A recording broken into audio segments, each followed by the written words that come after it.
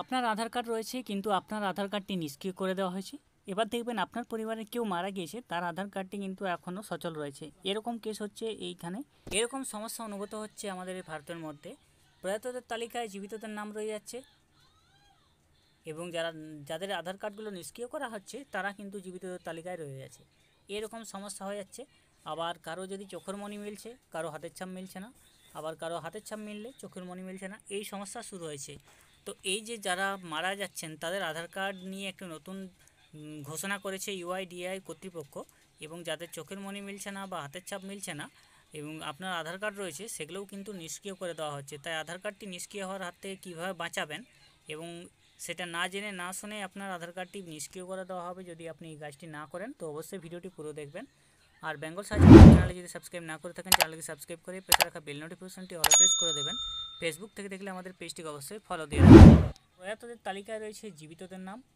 নিষ্ক্রিয় করা হচ্ছে আধার কার্ড। সংসদে হাজির হয়ে সমস্যা সমাধানে আশ্বাস দিলেন ইউআইডিএআই এর প্রধান। অনেকেই আছেন যাদের আধার কার্ডগুলি নিষ্ক্রিয় করে দেওয়া হচ্ছে। আপনার ক্ষেত্রেও যদি এই সমস্যা না হয়ে থাকে তাহলে আপনাকে এখানে দেখতে হবে। 24 ঘন্টা আগে জানা গিয়েছে বিস্ফোরক এক পরিসংখ্যান। বিগত 14 বছরে দেশে 11 কোটি বেশি মানুষের মৃত্যু হয়েছে, কিন্তু আধার কার্ড নিষ্ক্রিয় হওয়ার সংখ্যাটা মাত্র 1 কোটির সামান্য বেশি। আধার কার্ড নিষ্ক্রিয় করা হচ্ছে, সেই নিষ্ক্রিয় হওয়া আধার কার্ডগুলি যারা মারা যাচ্ছেন তাদেরই নিষ্ক্রিয় করা হচ্ছে, কিন্তু 14 বছরে 11 কোটি মানুষের মৃত্যু হয়েছে, সেখানে আধার কার্ড নিষ্ক্রিয় করা হয়েছে মাত্র 1 কোটির সামান্য বেশি।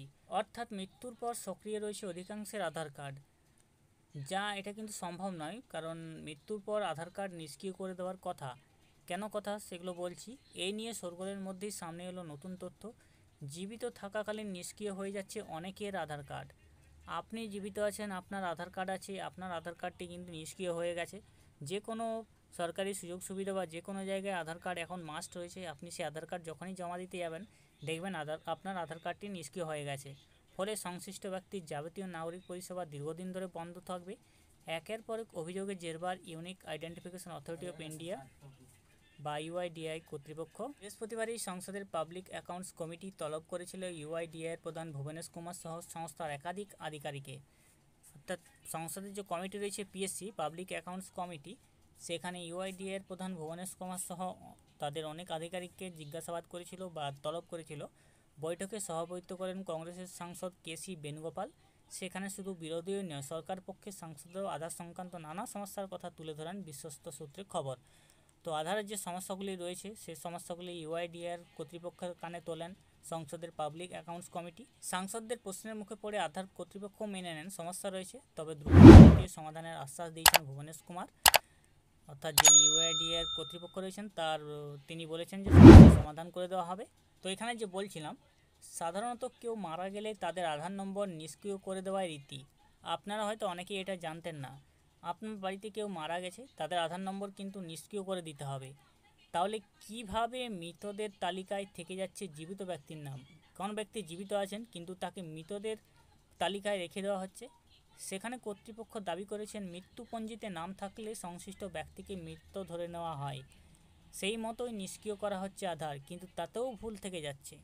দপ্তরের এক কর্তার কথায়, মৃতদেহ সৎকারের আগে যে প্রশাসনিক কাজ সারতে হয় সেখানে আধার সংক্রান্ত তথ্য জমা করা বাধ্যতামূলক। অনেকেই আছেন যারা মারা যাচ্ছেন, মারা যাওয়ার সময় ডেথ সার্টিফিকেট জমা করতে হচ্ছে বা ডেথ সার্টিফিকেটের জন্য আবেদন করতে হচ্ছে। সেখানে মৃত ব্যক্তির যে আধার কার্ড, সেই আধার কার্ড জমা করতে হচ্ছে, যা আধার সংক্রান্ত তথ্য সেখানে জমা করা বাধ্যতামূলক হচ্ছে।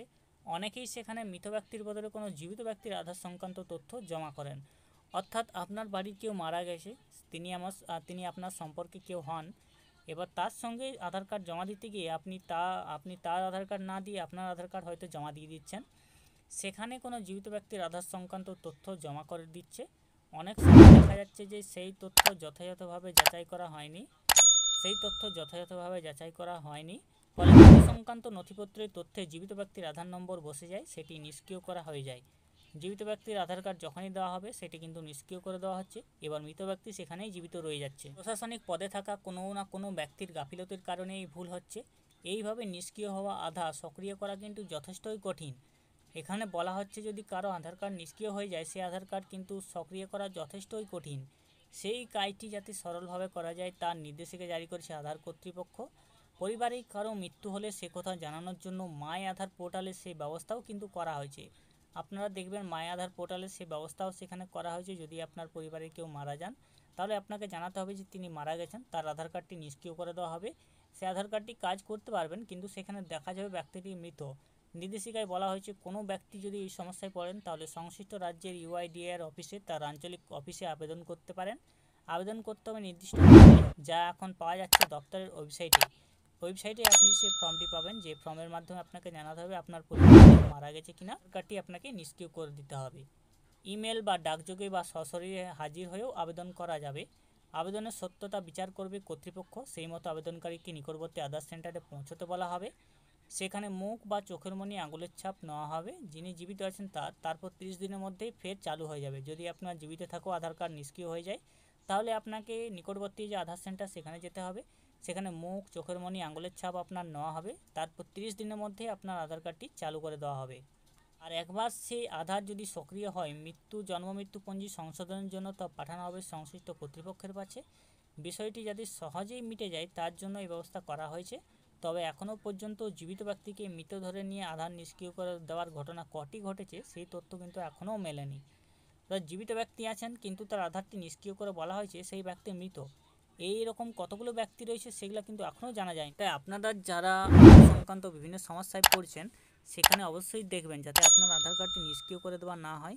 আপনি জীবিত আছেন কিন্তু মৃত বলে আপনার আধার কার্ডটি যদি নিষ্ক্রিয় করে দেওয়া হয় তাহলে আপনি বেশ সমস্যায় পড়বেন। এবার আপনার বাড়িতে কোনো যদি মৃত ব্যক্তি মারা যান তাহলে আপনাকে জানাতে হবে সেই ব্যক্তিটি মৃত। তাতে আধার কর্তৃপক্ষ তার আধার নম্বরটি নিষ্ক্রিয় করে দেবে। সেখানে দেখা যাবে যে আধার নম্বর সার্চ করে দেখা যাবে সেই ব্যক্তিটি মৃত রয়েছেন। এই কাজটি আপনাকেই করতে হবে। এবার সেখানে সার্টিফিকেট দেওয়ার সময় যদি আপনার ডকুমেন্টস দিয়ে ফেলেন তাহলেই আপনাকে সেখানে মৃত বলে ঘোষণা করে দেওয়া হয়ে যাবে। তাই আপনি যদি মৃত বলে ঘোষণা হয়ে যান বা আপনার আধার কার্ড নিষ্ক্রিয় হয়ে যায়, আপনার নিকটবর্তী আধার সেন্টার রয়েছে সেখানে আপনাকে সশরীরে হাজির হতে হবে। সেখানে গিয়ে আপনাকে চোখের মনি স্ক্যান, আঙুলের ছাপ এগুলো করতে হবে।